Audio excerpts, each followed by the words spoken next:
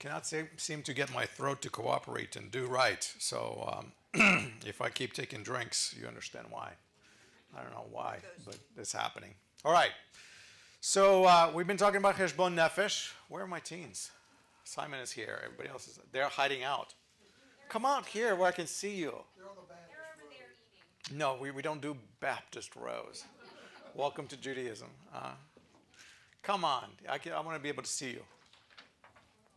Girls, you're hiding out there? Is that girls? Are the girls?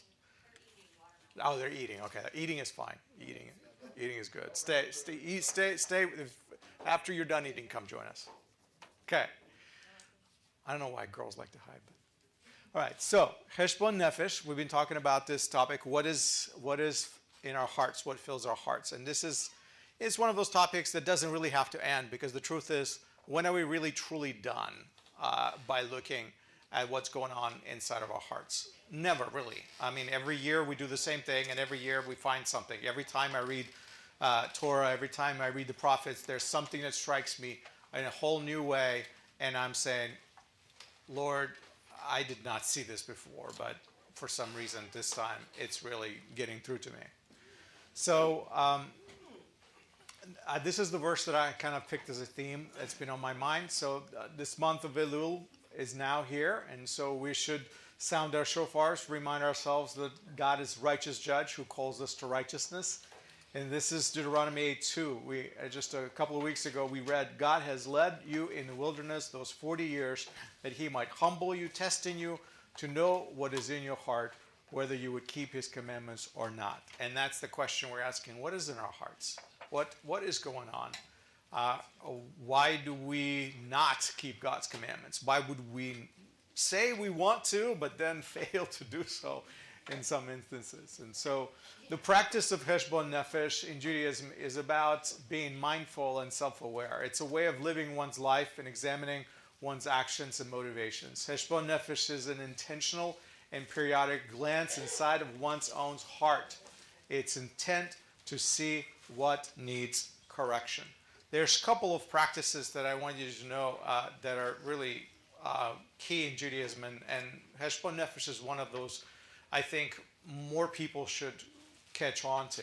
I don't realize how many people across the world actually do this, but it's a very healthy thing besides the fact that it's the right thing. I'm going to grab my siddur. I'm going to read something to you, actually. All of our siddurs have this prayer, and I don't know if you know this prayer or not. I'm going to go to like page, let's see, I think it's like 300 or right around 300. There's a prayer. There it is. Shema before sleep. How many of you are familiar with that prayer? Okay, so some people don't know this, but this is great. Imagine this. If this is not a part of your practice, this is not something that happens. Imagine this. It's page 294. Yeah, bedtime Shema was called Shema before sleep at night. That's what it's called in our siddurs on page 294. It begins this way.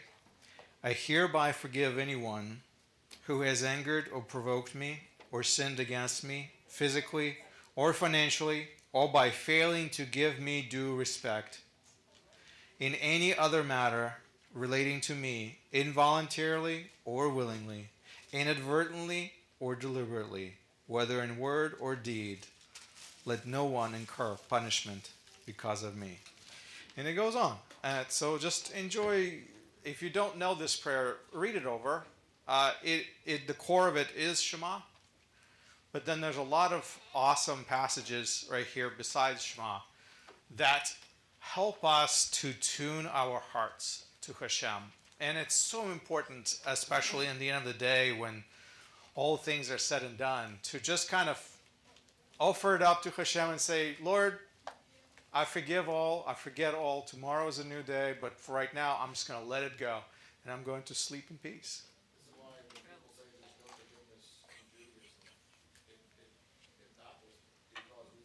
Every single night. Yes. And we start with. Well, people who say things about Judaism usually do not know Judaism, okay? So that's just people say all kinds of things about Judaism, and usually they would know Judaism if you came up and bit them, literally. The bedtime Shema, yeah. So there's another passage of bedtime Shema that I think is beautiful. This is actually a quotation from Psalm 4.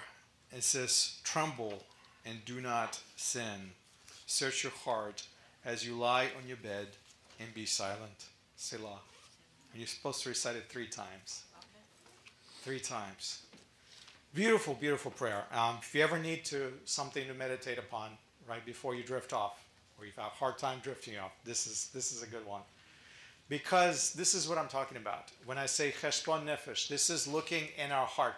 That prayer forces you to look in what's going on inside of you, at least for that day. It takes you through the steps of meditating and examining yourself and saying, what do I need to let go? What do I need to just cast out so that I don't take it into the next day? And so that's what the process of correction and searching our soul is all about. It's a very, very useful, healing, and a healthy process that I think more people should be onto. So last time we stopped at this passage. I read the quote by Chafetz Chaim, and sometimes I'm leery because I read a lot of quotes from rabbis and then I have to explain them for a while. So this is one that I stopped at and I talked a little bit about, but I think I want to talk more. So he writes, Chafetz Chaim was a rabbi in the Middle Ages who was actually famous for lots of things. One of them is he compounded the list of all the commandments that can be kept today in the absence of the temple. He says, these are the things you can do. Now, there are some things we cannot do because the sacrifice is no longer there, and that's a lot of commandments, by the way. There's a lot of commandments we can't do because of the laws of the Shemitah and all the different things that have to do agriculturally. But what Chafetz Chaim did, he went through all the commandments, and he says, these are the ones you can do, even living outside of the land, which was very helpful for a lot of people because if your heart is towards God and you want to serve Him faithfully, then obviously, why would you not want to keep His commandments? And so that's one of the things that he's famous on. But he also wrote a lot of ethical writings. And so in his writing specifically on Lashon Hara, which translates as evil tongue, literally, this is what he says. It is forbidden to speak in a demeaning way of one's friend, even if it's absolute truth. And this is termed everywhere by Chazal. Chazal is an abbreviation of sages of blessed memory, Lashon Hara, evil tongue. Then there's a little parenthetical insert there. It says, for if there were words and admixture of falsehood, by which his friend is demeaned even more, this is by a category of motzi shem ra. So that's another variety of evil speech. Spreading false report in which his sin is far greater. And the speaker of Lashon Hara transgresses a negative commandment. Which one? Vayikra 19:16, it's Leviticus 19. It's well-known commandment says, do not go tale-bearing among your people. And this is, Lashon Hara is also a category of rechilut. And this is where we stopped last time. The idea of rechilut, what does that mean? What is that? So we have a number of terms that I wanted to bring up that I wanted to get clarity on. So here's the question that we should ask and should be absolutely clear on. What is the difference between rechilut, Lashon Hara, and motzi shem ra? Is there a way we can explain that simply? Anyone want to take a stab? What's the big difference between we just operate all these terms? Go ahead, James. Rechilut is gossip. Yeah. Lashon Hara is just anything negative, complaining, or just negative. Motzi shem ra is straight up slander and dishonest representation. Perfect. I could tell you studied this. I could tell you took time thinking about this because that is the easiest way that I would explain it. Look at this. Rechilut, gossip, discussing private affairs of other people. That's really what we're talking about. And such speech often contains Lashon Hara, which is negative speech in general, even if that speech is true. And that the idea about Lashon Hara is that it carries no purpose of correction to the person described in a negative way. So it's one thing as we speak about somebody negatively. It's not like we're forbidden to say things negatively about someone else, especially to them. It's that particular type of speech carries no purpose of correction. It's not being said to be corrective. And then motzi shem ra is just slander. It's a lie about someone with intent to put down or defame one's character. So imagine that when we say Lashon Hara, it's a very broad category, just speaking negatively. And that can always be judged in a variety of ways. There's all sorts of possibilities that we can cross the line into negative speech. But then, of course, Rechilut is very specific. It's, talking about other people. It shouldn't be discussing them. And then speaking lies about someone, that definitely fits into that same category. So you have a broad category and a more specific types of negative speech, essentially. That's what Chafetz Chaim is talking about, and he's explaining to us of the fact that we should try to speak to people in a positive way and absolutely avoid speaking negatively to someone whom we might even consider a friend or even acquaintance. So on one hand, we must give people around us the benefit of the doubt. So there's another term that I want you to know. It's called dan lekaf zechut. So benefit of the doubt is a good way to translate it, but basically we should perceive and judge everyone in the most favorable ways. We should judge them as if nothing is wrong with them, essentially. That's what giving benefit of the doubt is. Now, on the other hand, we have plenty of passages in the Torah, and we have plenty of places in the Tanakh that we're supposed to we're told to offer what's called tochecha, a rebuke. You do it in love when a brother is off course. So we have this balance that we need to strike between offering one and the other. Ron and then. Don Lekov Zakut, I perceive it as, let's get all the facts before we start running our mouths. Yes, that's one of them. That's a process of judging. Process of judgment is supposed to examine the evidence, the merits. Why are we basing our judgment, one way or another way? So yeah, you have consider the facts basically. This is a little bit different. This is like, it looks bad, but there may be a reason why, and this. So the way Dan Lekaf Zikut works is that you see somebody go somewhere where they shouldn't go, or do something they shouldn't do.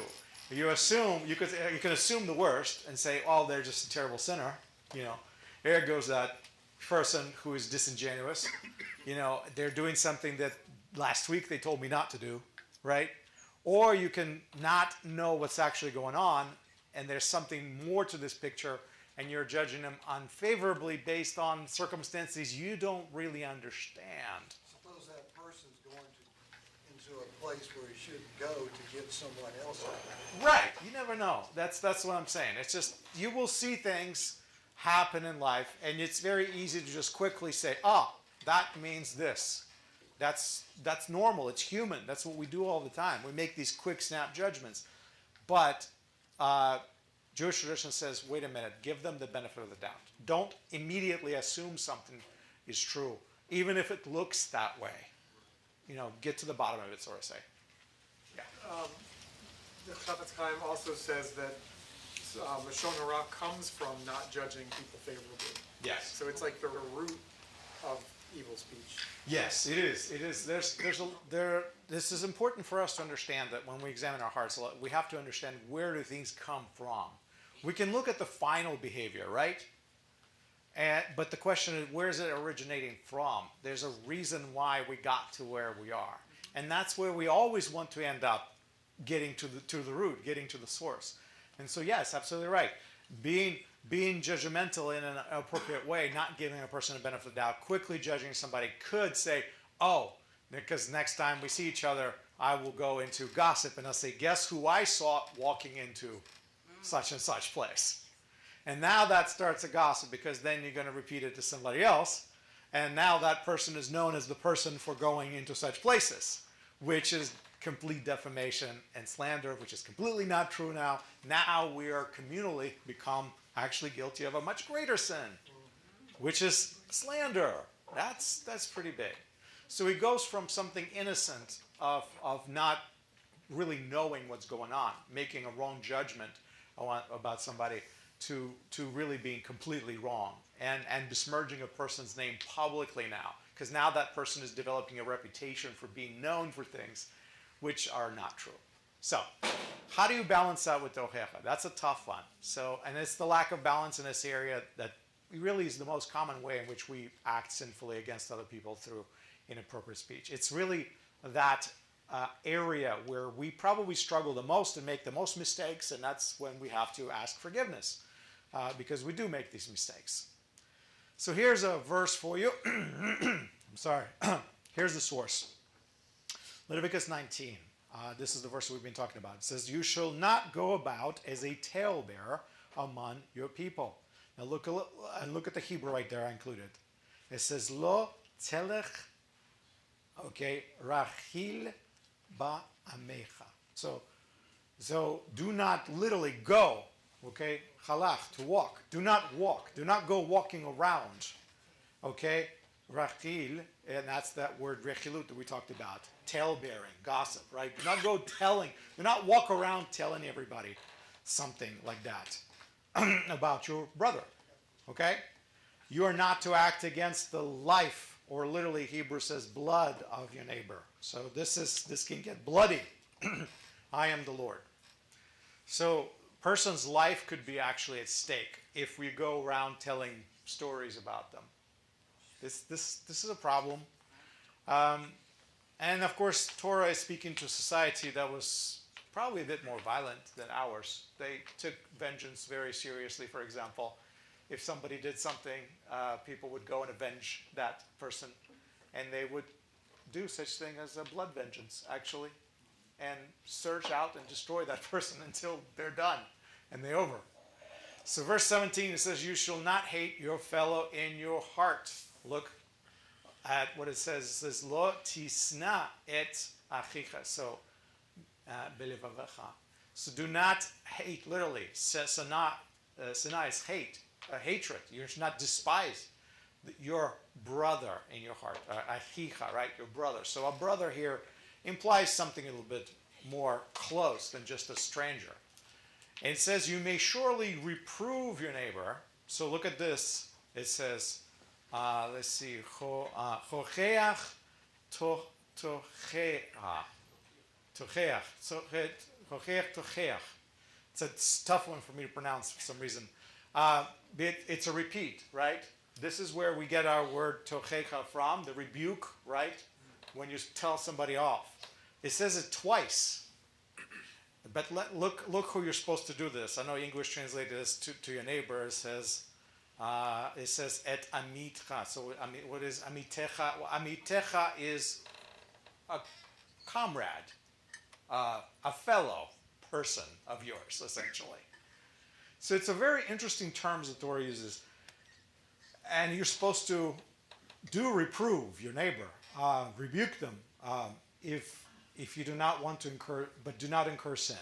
So here's that. You can reprove, you can say these things, but make sure that you do not incur sin yourself, and you do not, more particularly, Hebrew says, do not incur sin upon yourself on your own behalf.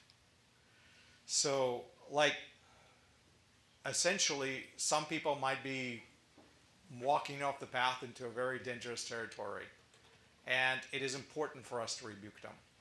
But the question, of course, is who do we rebuke? When do we rebuke?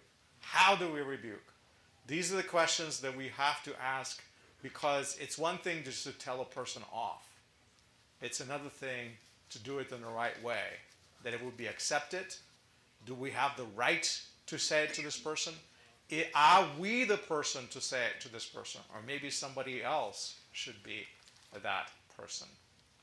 So there's a lot of situations that happen in our lives where we may see something and we feel like we have to say something, see something, say something, but we may not be that right person. Or that person may not accept it from us. And our relationship with that person is a big deal. I want you to realize that Torah is a relational document. It describes relationships of people all the time. Some people are called neighbors, some people called fellow countrymen. There's all kinds of terms There's a riyacha. There's a person who is close or nearby to you. You know, there's all kinds of terms in the Hebrew that just kind of suggest different types of relationships. Well, I'll suggest to you that while some commandments in the Torah are quite general, okay, like telling things about people that are not true, reproving someone who you consider, you know, amitecha, your fellow, your neighbor, more like, you know, your fellow countryman. Am is people, right? So that's mean a person who is a member of your am, your people. So like saying almost like your countryman or your kin, like it's a person that's related to you, not just by proximity, but by bonds that are much bigger. So we have to consider in our rebukes what we do. Not every trouble that you encounter should be. Sorry, go ahead. Yeah, I want to say something. Bring it on. So in Israel we have a saying, Kol Israel Achim. Yes. So Kol that Israel. makes it, all All of Israel all are Israel brothers. brothers. Yes. Yes, so that makes it really personal that even though I don't know them, but they're my brothers. Right. So, I don't know if you have this feeling here. no, it's the same thing. Yeah, and that's the truth. So when we are a part of the same community, when we're essentially We a all family. connected. Somebody dies in Israel, Very I feel connected. it on me. Very much so. And so it's very, because all Israel is family in a very literal sense. Okay, come on, we're small people, okay? And a lot of people are really related to each other. If you start digging, I mean, it really is not that hard to find people who are absolutely related to each other in a very direct way. So yes, there's that idea. And there's closeness. Why? Because as a family, when you're bound by country, you're bound by proximity, language, family relationships, all these things, those bonds are much stronger. And yes, in that relationship, you can say some pretty harsh things to your family members that you may not say to people who are outsiders, right? And that's why sometimes Jews tend to be very, very direct and say things in a very forward way, and it's okay. Yes. When you're looking on sentence 17, Yeah. especially in Hebrew, how it says, לא תשנא את אחיך בלבך, הוכח תוכיח את עמיתך, ולא תישא עליו חטא.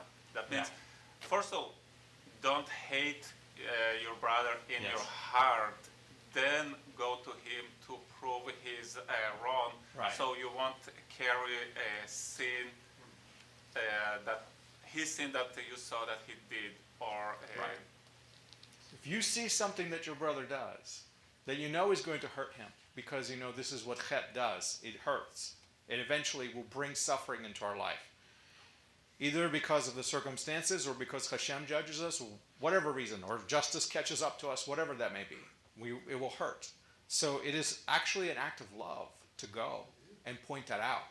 And that's what it says, do not hate brother in your heart. Because if you do, you won't tell him that he's doing anything wrong. Because you actually want harsh judgment to come upon his head.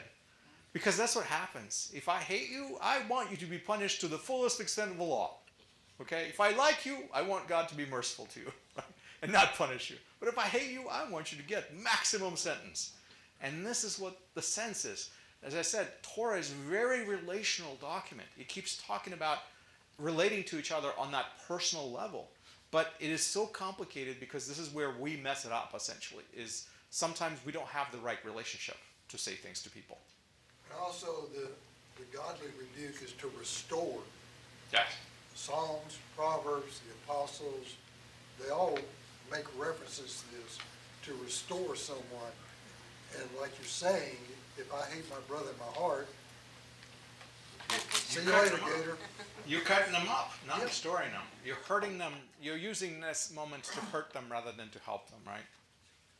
I'll say also, first of all, the whole idea of not hating your brother in the heart. So it's the way of you that you will speak to your brother. Because if you have hatred, you come with total different tone, yelling, and first of all, you make the sin, and you reject your brother in that, and you both separating in different direction, and he will still want to understand what's gone wrong. Yes. That's why, first of all, it's saying, first of all, come with no hate, with no hatred towards brother, even though maybe he did something wrong. Come and give him an explanation that he will understand him. Come. Exactly. So a relationship is a big factor in that one. Yes. I especially if you came from the Pentecostal side of Christianity, rebuke is a very Did I just use a theologically loaded word? yeah. It's In some circles. It's a very I'm better, greater, and I hear from God. More authoritative and direct. But I think the best rebuke that we have historically in Scripture is when I think it's Samuel, the prophet Samuel goes to David about Bathsheba. Oh, Nathan the prophet. Nathan. It's the best. Yeah, he comes with a story that allows him to see, and it's not a, hey man, what are you It's doing? indirect. It's Yeah. very indirect. Right, but it opens his eyes Yeah. to see his sin. No, it's a beautiful story. Yeah. I wish we all learned how to rebuke people this way. That's very, very awesome. Yeah, the prophet definitely had the wisdom. All right, so it's all about relationships. Not every trouble should be ours. Yeah, that's good. Getting involved in a conflict without a reason is actually foolish, and it's a sign of our own uncontrolled contentiousness. Because if you have the burning desire in your heart to get somebody and really rebuke them, look inside before you jump to that and say, am I the right person to do it? Am I the right? Am I in the right place? Am I the right person? Is this my trouble that I want to get involved in? So this is a verse that comes to mind for me, a good ethical teaching from Shlomo, Proverbs 26. It says, like one who takes a dog by the ears is he who passes by and meddles with a strife not belonging to him. It's like in America we say, don't wake the sleeping dog, right? Or let the sleeping dog lie or something like that. Don't poke the bear. So that's the same thing right there. Okay, so don't get involved pulling the dog by the ears. So he continues, says, for lack of wood, the fire goes out, and where there is no whisper, contention quiets down. Like charcoal to hot embers and wood to fire is a contentious man to kindle strife. So sometimes we may want to practice what we call tzacheka. We might want to rebuke someone. We want to approach them and really tell them how things should be straightened out. But in doing so, we're borrowing trouble, because it actually is not our trouble. We're not the right person to get involved in this situation, and we making things worse, actually. We're pulling the dog by the ears. We're poking the bear. And we may incur their wrath. And actually more terrible sin will come out of that situation, because we did it without God's wisdom, essentially. So the big question, of course, is should we not do it, and seek wisdom in that one. Now, as I said, not everyone should offer a rebuke, even if it is called for. Not everyone is able to accept rebuke or correction. Some people, you may offer it, but they're still not going to take it. Maybe the wrong time, too, it's not ready for it. Could be wrong time. It could be that they're not ripe for it. Could be that they're angry, they're mad, they're upset about something. They're not in frame of mind to take even if the best rebuke ever came their way. So consider this verse, Proverbs 17, 9 through 10. He who conceals in transgression, literally it says hides in Hebrew, seeks love. But he who repeats a matter separates intimate friends. Sometimes you may be in a situation where somebody did something towards somebody, or spoke even unfavorably towards somebody. You can choose to mention that fact and bring a separation between friends. Or you can just say, I'm not going to talk about it. It didn't happen. It doesn't matter. I'm not going to bring this up. You conceal something. I mean, we do witness people say things that they shouldn't say. Okay? We do. So maybe a good practice is keep it to yourself. And because if you don't, and you share this, you may actually end up separating people who are very close. And you bring in strife into their lives. So sometimes there are situations where you just shouldn't say it. Verse 10, look at this. A rebuke goes deeper into one who has understanding than 100 bowls into a fool. What does that mean?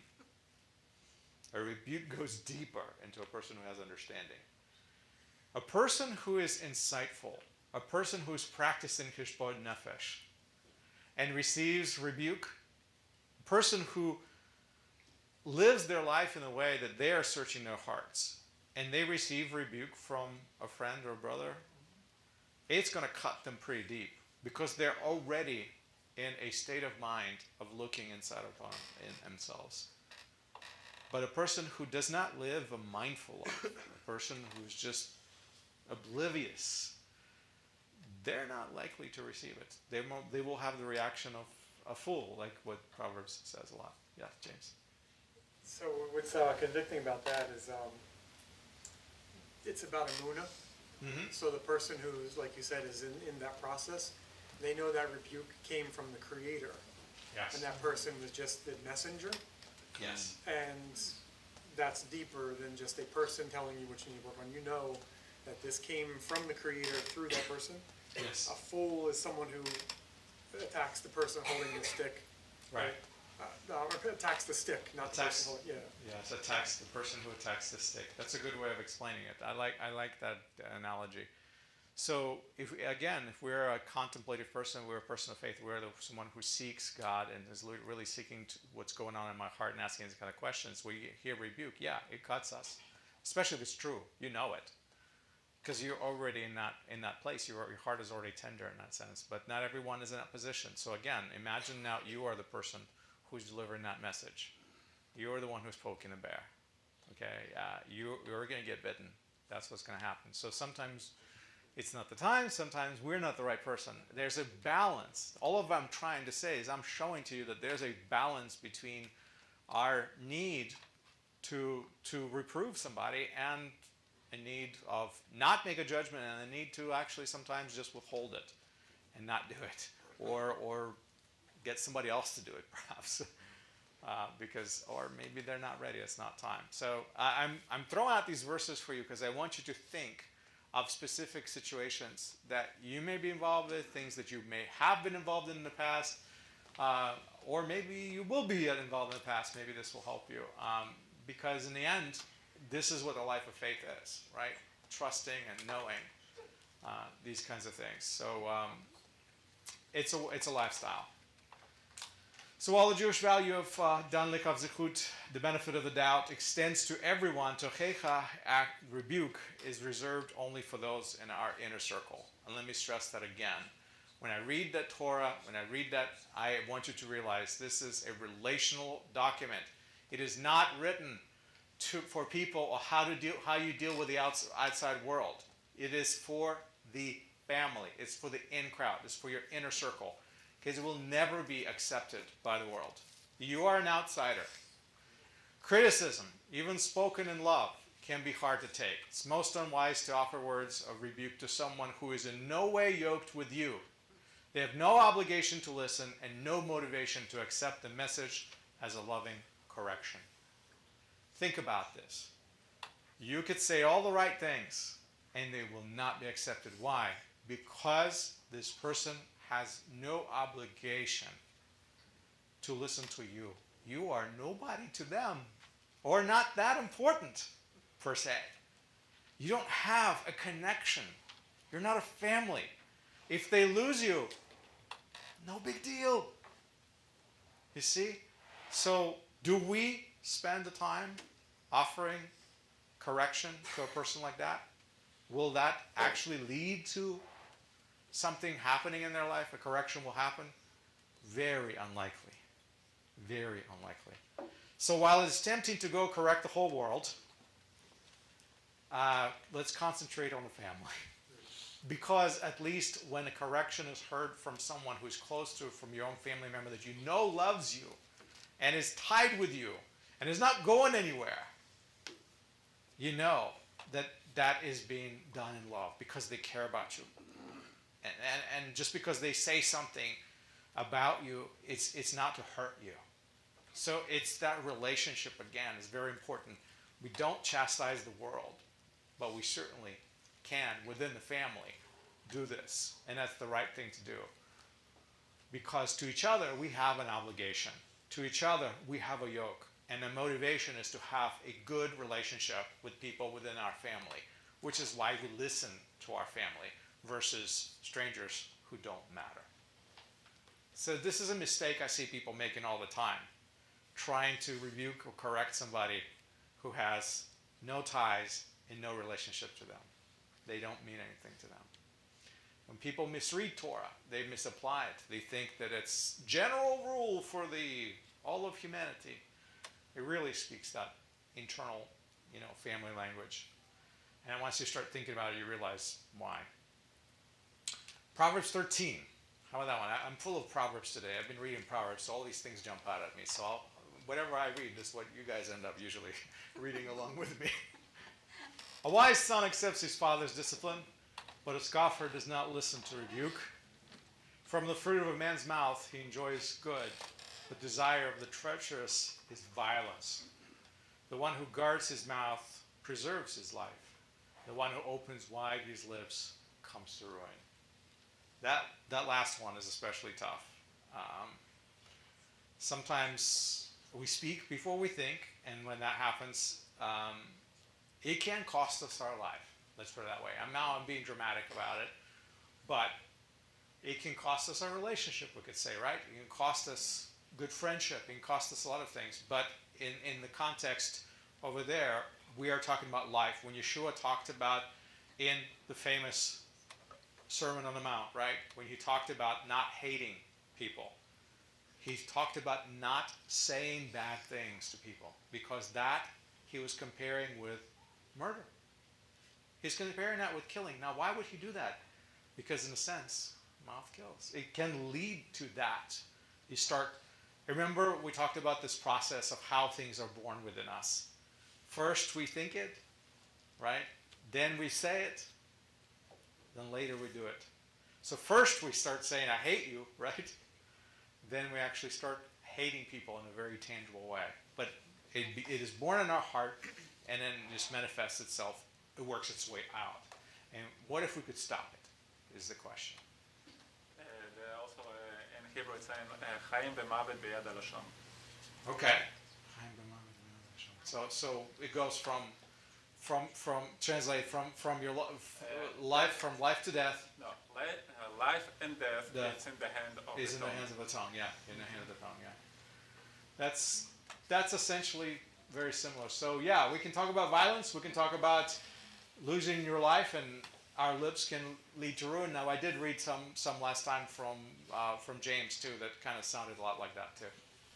Proverbs 15:1 says, a gentle answer turns away wrath, but harsh words stir up violence.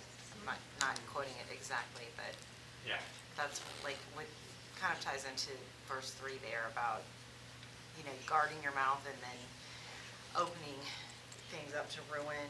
A gentle answer turns away wrath, but a harsh word stirs up anger. The tongue of the wise makes knowledge pleasant, but the mouth of fools spout foolishness. Yeah, so Solomon, he's full of these dichotomies where he just kind of goes one way or the other way, one way or the other. I love it because it makes us think in many ways. Proverbs is a book like that.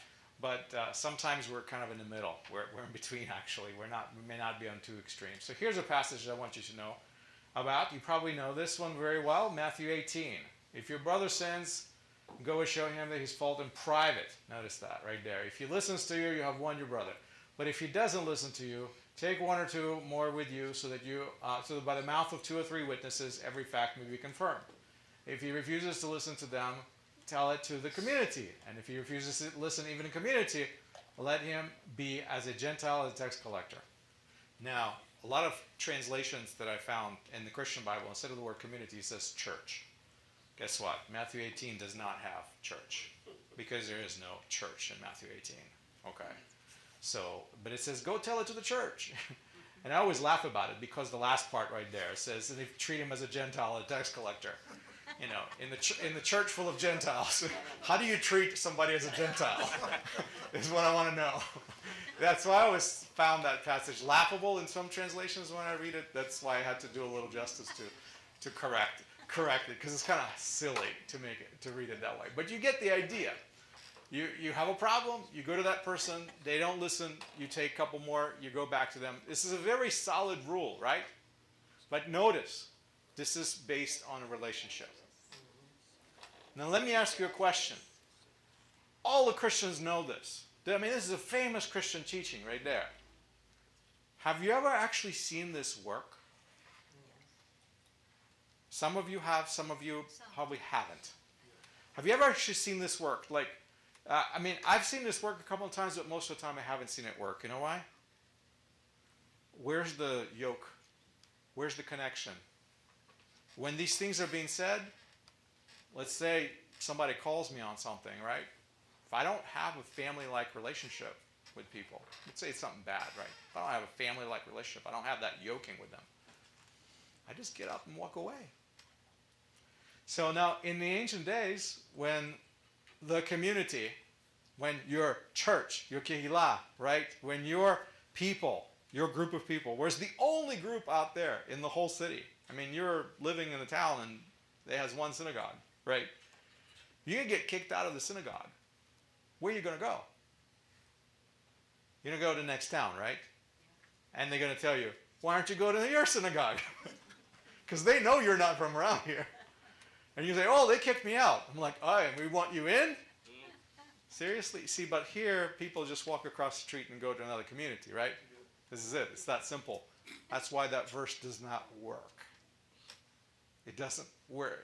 Today, in the modern society, people avoid being ostracized by the community. They avoid the chastisement of their community by simply saying, oh, it's okay, I'll leave, I'll go somewhere else. It's that simple. I don't like it here anymore anyway.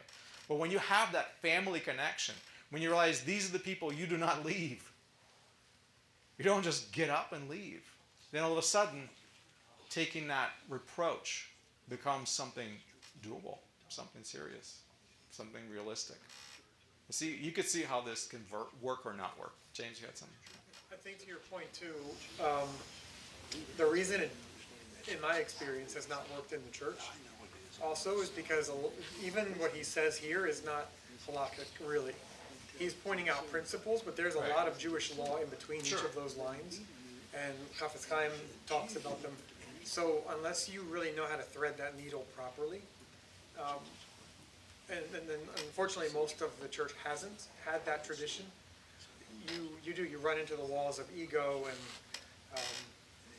the foundation of why you want to do this and how you do it is lost. I mean, even if it does even if it happens, because guess what? Tochecha is really not on the radar of most people who read Matthew 18.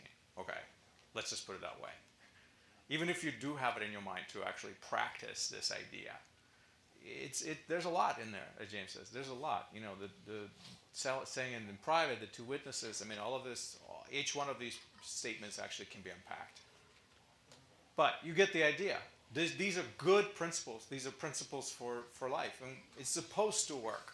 Because if you have a relationship with people, you're supposed to listen to it.